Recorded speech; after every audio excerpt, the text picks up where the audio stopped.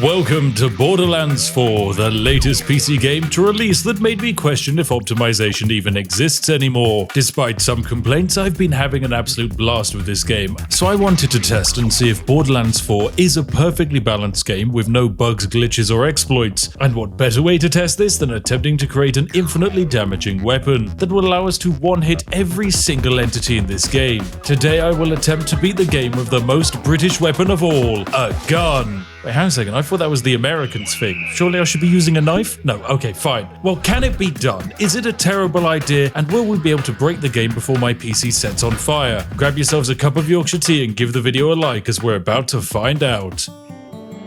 So, welcome to the main menu, ladies and gentlemen. This here is going to be our main character today. His name is Rafa. However, the exploits that we're going to be showing off in this video can be done with basically any character and also work on any platform. So yes, if you're stuck on a console, then don't worry, friends. You too will be able to feel like a god. Now, I am actually playing on the hard difficulty of the game, so technically this is meant to be difficult. But remember, ladies and gents, that this is a perfectly balanced game. So of course that means I have more than one exploit. And the strategies that I'll be showing off will hopefully help you if you're having a hard time beating this game, or if you just want to show off to your mates that you're actually a god gamer. There will of course be some light spoilers for the storyline, but I mean, you know exactly how it was going to end. We're going to fight.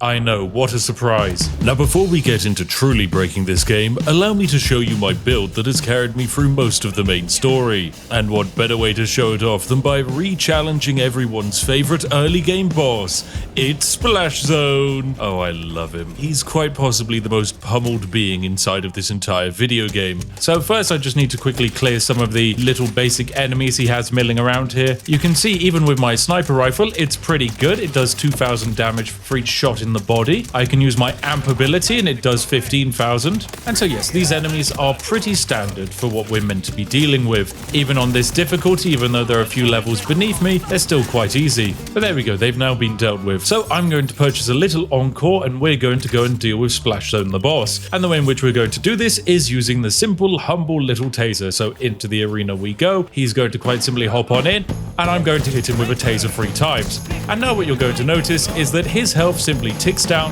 faster than he's able to deal with. And just like that, job done. Sir, can you please stop shooting me? I will now tase you to death. Splendid. So yes, even taking on a boss around my level is a cakewalk. So let's break down what's doing the damage.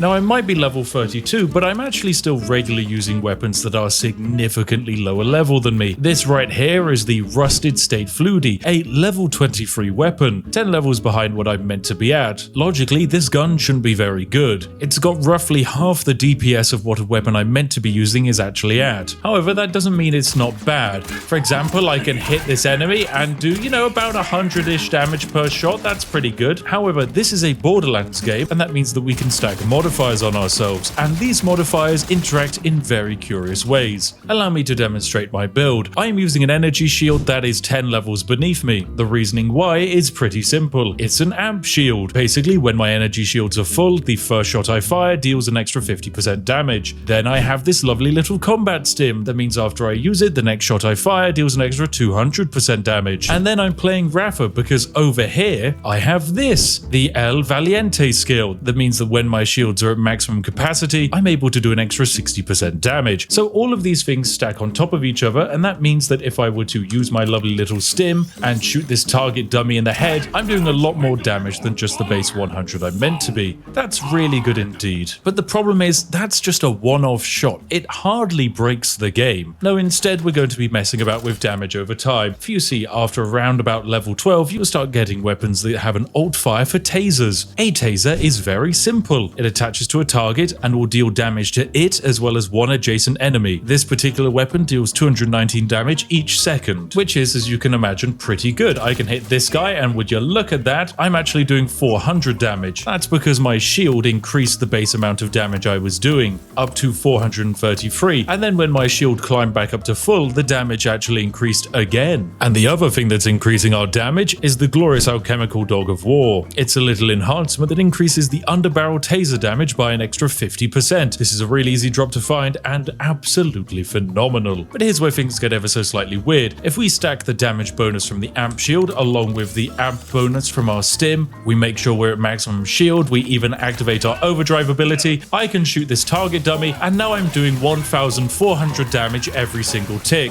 Yeah, it's really quite unfair, because enemies at this level aren't really able to deal with this. After all, every single second they're taking a ridiculous amount of damage. But you know, that's a weapon 10 levels beneath where I'm meant to be at. If instead I use a more up-to-date weapon, I can hit this guy and I'm doing nearly 2000 damage a second to him and anyone standing near him. But of course, the taser isn't just limited to that. You can actually have multiple tasers firing off at the same time, because someone over at Gearbox thought that would be a good idea. So if I activate my little amp and fire 3 taser rounds into this gentleman, you can see that we're doing about 7000 damage every second to him as well as anyone standing near him. This is more than enough to basically solo every single boss in the entire game. So I'm going to progress along a bit with the main story until I encounter a point where I face very minor backlash, at which point I will then simply pull another glorious exploit out of my arse. Oh look, enemies. Yes, well, don't worry sir, allow me to inject you with some lovely tasers and you're all dead. Is that another one? There you go, have another little taser. And you're dead. Or more enemies coming in, have some more taser. So yes, even when we have large amounts of enemies, all we need is a little bit of tasing, and my goodness, there are a lot of folks spawning in. The only problem we run into with this weapon is that tasers exist on a cooldown. I can only fire 3 shots, and then after a while I have to wait for it to recharge. This process can be a little bit tedious, as it slows down my overall damage abilities. But perhaps I have a future solution for that. I guess you'll have to find out later. Oh look, a big evil vehicle has arrived for us to fight. Oh, isn't it lovely? Right, let's quickly activate my amp shot, wait for my shield to recharge, pop into taser mode. Come on, there we go. Let me get my amp shot up, and bam, bam, bam, bam, bam. Lovely jubbly. There you go, have your nice little damage over time, sir. And there we go, by using the power of tasers, I'm able to defeat a significantly more powerful enemy that is a higher level than me, using a weapon that's 10 levels behind where it's meant to be. Truly one of the most gameplay things of all time. Now here's the thing, this strategy is very overpowered, but it would actually be even more overpowered if I hadn't thrown away loot that I found at a lower level. You see, my amp shield only boosts gun damage by 50%. There are amp shields out there that boost it by 100%. I had one earlier and I accidentally misplaced it, and I have to now forever live with the regret of not hoarding even more. Yes, whether you like it or not, this game will make you a hoarder. So here we are, kind of close to the end of the game, but we have ourselves the Timekeeper. He is the opponent who we're actually going up against. However, of course, I can pop on my little tasey and tase him up a bit and do 5000 damage per second. It's perfectly balanced indeed. So yes, we apply all of our little status effects, tase him up just a little bit more, and oh dear, I appear to have been blinded. Sir, where are you standing? Ah, there you are. Have some more tasers. Any more tasers for you? So launching me up into space isn't very cool. Okay, let me just quickly wiggle around all of these. Ow, sir, it's mean to hurt me. That means I have to activate my special abilities. So, yep, he has set the floor on fire, which is pretty annoying. Now send me up into the sky. But yes, I can just simply hit him with quite a few little status effecty tasers. So stay still for a second, more tasers. And just like that, Timekeeper really wasn't too difficult at all. With the power of taser, any fight's quite easy. Unfortunately for me, he has decided to phase shift into an even more powerful version of himself. So yeah, this is where I'm currently at. Ouch, ouch, ouch, ouch, ouch. So yeah, I'm just going to have to apply all of the status effects I can. Large amounts of endlessly status effect applying attacks with a copious quantity of lovely tasers.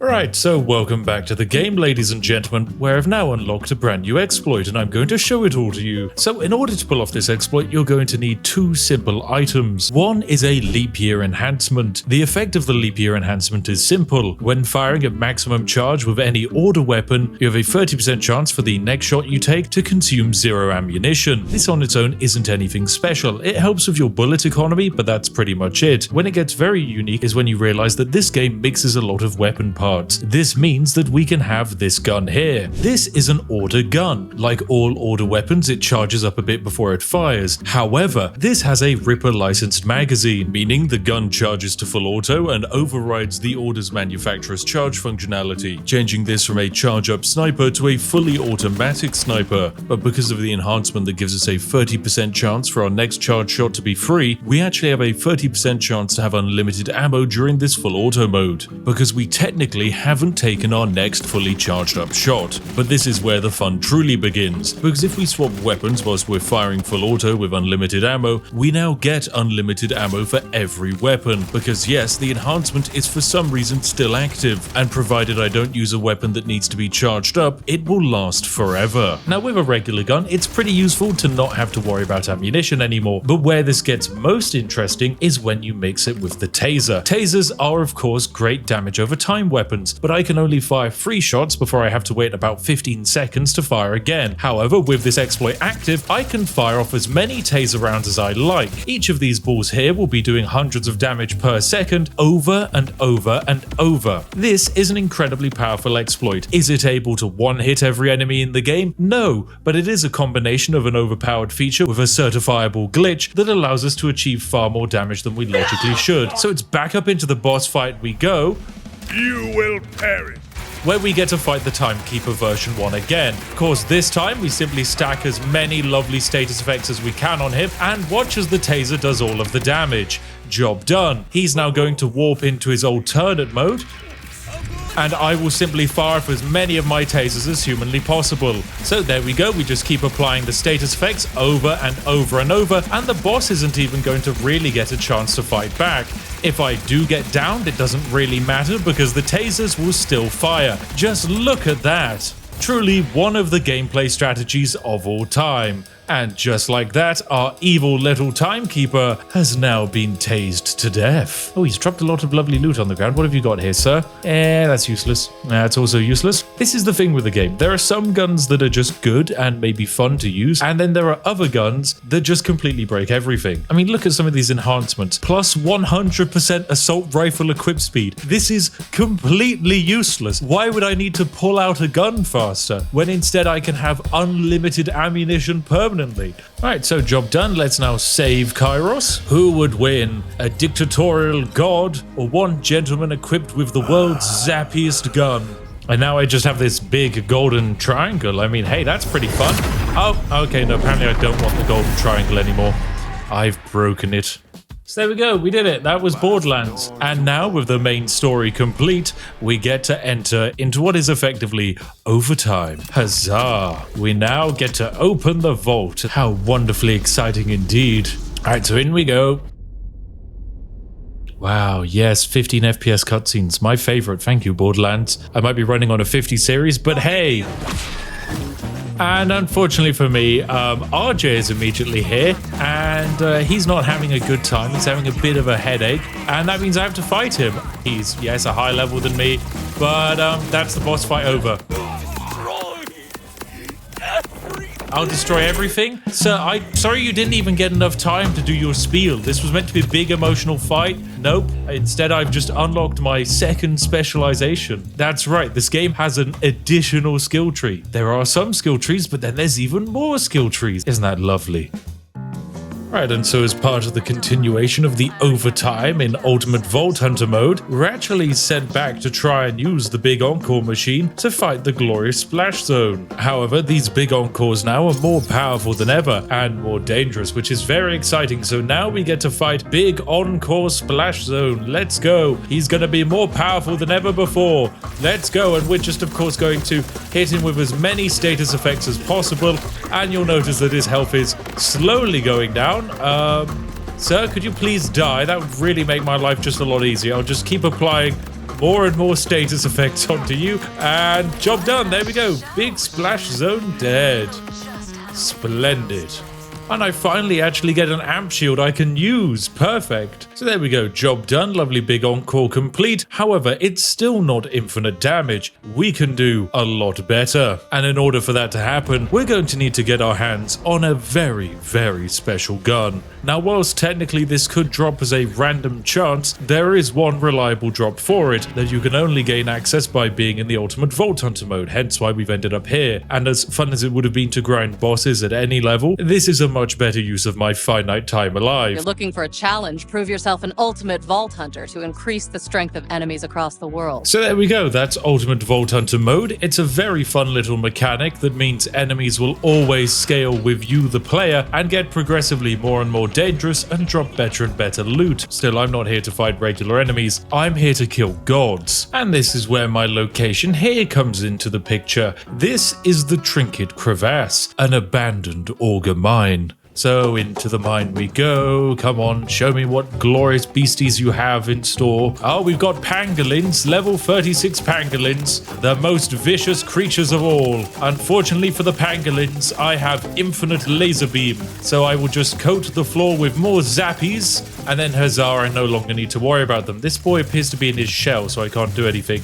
So could you please come out of your shell? Okay, well, he's dead now. So, job done. That's a few enemies complete, but we still have to clear our way through this actual mine system. So, through we go. Come on, let's see what lovely enemies we have in store for us. Oh, more pangolins. Lovely. Oh, a level 37 pangolin. Now, Mr. Level 37 Pangolin, I should basically be doing no damage to. Luckily for me, I'm basically cheating, so that's all okay. Just drop more and more laser beams at the floor in front of me, and suddenly the enemies can't do anything about it. Oh, there's a little impaly Pangolin, there we go. Just get them zapped up a bit, lovely. But yes, things here are now going really quite well. And so inside of this room, yes, I wonder if we're having a boss fight. Ooh, I wonder if it's ever so slightly given away by the fact that there's, you know, a vending machine here. Maybe that might give it away just a little bit. And oh, what's this? A descending slide into an enclosure? What could be down there, I hear you ask? Well, it's going to be an enemy boss fight, as you could probably guess. So at this point, we simply slide on down and we get to deal with the Rockin' Roller. He's level 37. He's pretty snazzy indeed, but unfortunately for him, we can just hit him with a very, very, very, very large amount of electric beams. And so that is what I'm going to do. I will just simply hit myself and tase him on up. And then over time, the more tasers that are applied to him, the more damage he will proceed to take. He has a ridiculous amount of health, but that ridiculous amount of health won't save him from the inevitable infinite damage he will be facing. So good try, but Sir has unfortunately been murdered. And with his death, we get a nice amount of loot on the ground. Now, of course, if you are using my exploit, or maybe you're just good at the game, make sure to be playing on hard difficulty, because that will increase the loot that this gentleman is dropping, which increases the chances that he's going to be dropping the thing I'm looking for. And unfortunately this time, the good sir has not deposited what I want. Still, make sure to grab up all of the lovely tasty stuff off of the ground, so that way we can drop it into a vending machine for profit. So there we go, with that fight complete, you want to make your way inside of the purple portal, and this will take you back over to the start, where we're able to use the encore machine. Of course, sell our money for 127,000 first, and then purchase the encore for 20,000. This is a very easy way to make infinite amounts of cash, but infinite cash isn't exactly going to break the game for us. No, we need a particular weapon. So once again, we just hit this man with as many little bits of zappy as we possibly can. He is rocking and he is rolling. My goodness, look at the gentleman go. We keep on zapping him and he's dead. Job done. Alright, now did Sir drop the weapon I'm looking for? Nope, nothing yet. Well, that's okay, you can't have everything. We're just going to have to do this boss fight again.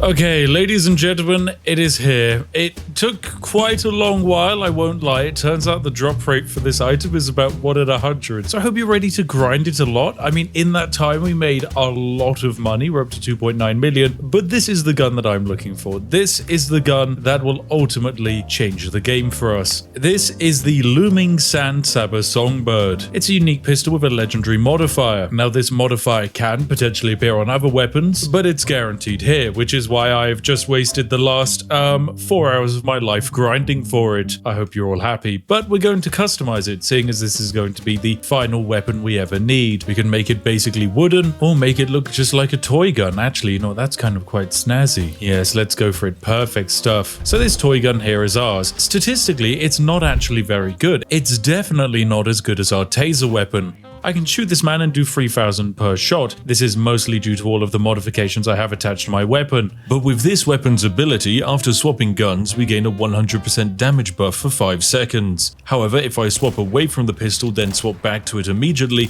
you'll notice the damage keeps going up. And so I'm going to repeatedly do this over and over again and tap my keys as much as possible to see what's going to happen. Now when I fire, I do 44,000 damage. This is because we switch away from the weapon whilst an animation is happening, and for some reason that interrupts the line of code that's meant to take this buff away from us. By doing this, the damage will be permanently increased. The permanent damage increase should be equivalent to what the gun's base stats are, so in my case around about 769. Each time I do this, roughly 700 damage is added. So previously my baseline for damage was around about 40,000, however after doing this for just a little while, I am now doing reliably 67,000 damage per shot. Now up to 68,000 and 71,000. Now 71,000 damage per shot at level 36 is most definitely quite useful. When it comes to most of the enemies we can find, that is of course going to absolutely one-hit them. So this gentleman, please sir, if you could stand still or just kill yourself, I guess that works too. But you die and so do you. And of course, because I don't actually have to worry about ammunition, I can shoot this thing as fast as I like. I mean, it's basically a fully automatic weapon. But yes, every single enemy we run into will die. Now this exploit does still work even after fast traveling. It will only be reset by exiting to the main menu, so I think it's fair to say that we should go take this bad boy and introduce it to Splash Zone. So huzzah, we've made our way to Splash Zone's little base, where we will now purchase an Encore. I will then activate my amp ability and arrive, and hello Splash Zone, nice to see you. One shot and you're dead. There we go, that's 500,000 damage. Oh dear, video game. What have I done to you? Yeah, this thing is ever so slightly just a little bit overpowered. But here's the thing, this isn't even the best this gun can do. After all, if its stats are permanently increased by me unequipping and re-equipping it, surely I should try and pursue this exploit to the best of my ability and see just how far I can take it. So that's what I'm going to do.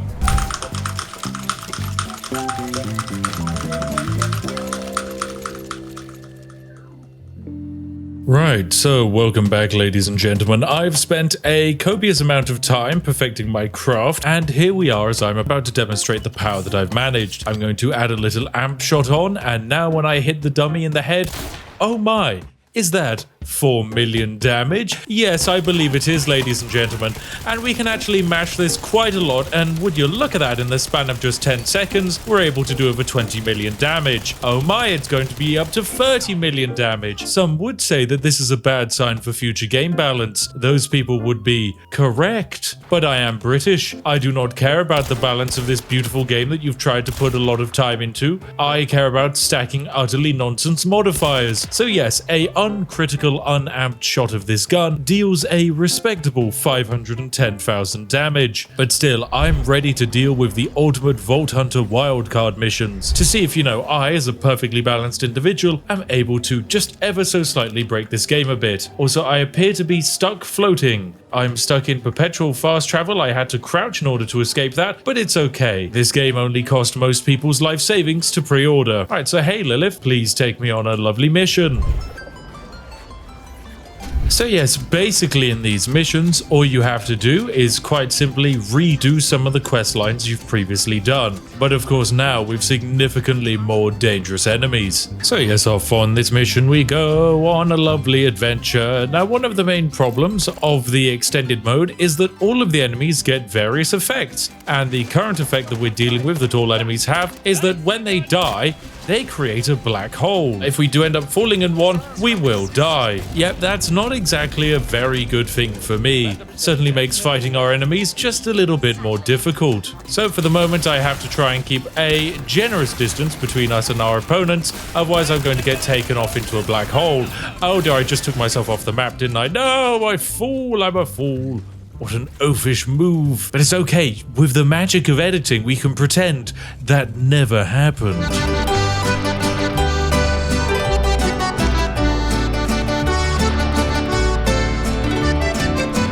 Oh look, there's a badass enemy, dead in one shot. Hit them and turn them into the evil black holes. Alright, that appears to be all of the enemies dealt with nice and easily, without too many difficulties at all. So for the next stage of the mission, we need to get inside of that massive bandit factory. But in order to do that, we need to defeat pretty much all of these enemies, all of whom create miniature black holes. The reason we're doing this is in order to get a password to open the door. As I've already done this mission, I know that the password is one of the most annoying memes that I've ever encountered. Yes, that's right, ladies and gentlemen. The password is honk shnu me me me. The only downside with my lovely weapon of choice is that it's not particularly accurate. Maybe I'm the problem. No, I'm a content creator. I can't possibly be a problem. It's actually scientifically impossible for me to ever make a mistake, because if you ever see it, that means my editor made a mistake.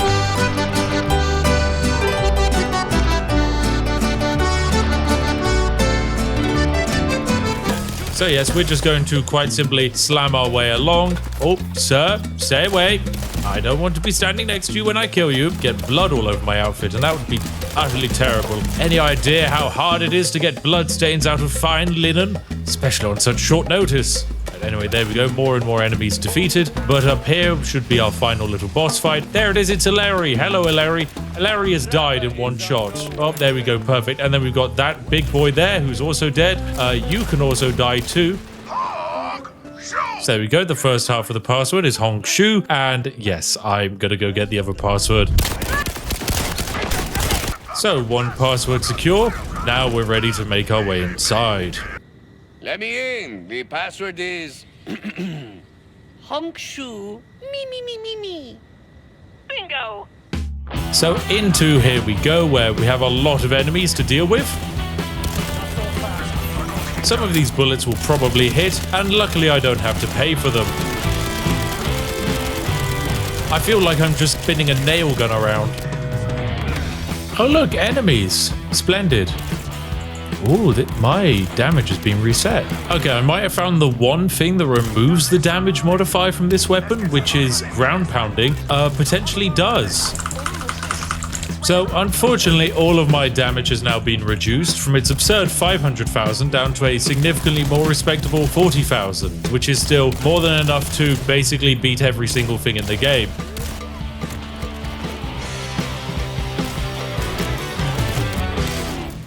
So, of course, the final stage of this mission is a glorious boss fight where we need to descend into the Queen's Cradle and fight a dangerous enemy. Ooh, very spooky. How on earth are we going to do it? Well, don't worry, into the arena we go to face a horrifically upgraded version of this game's boss. Here comes the legendary Drillers. Yes, I know.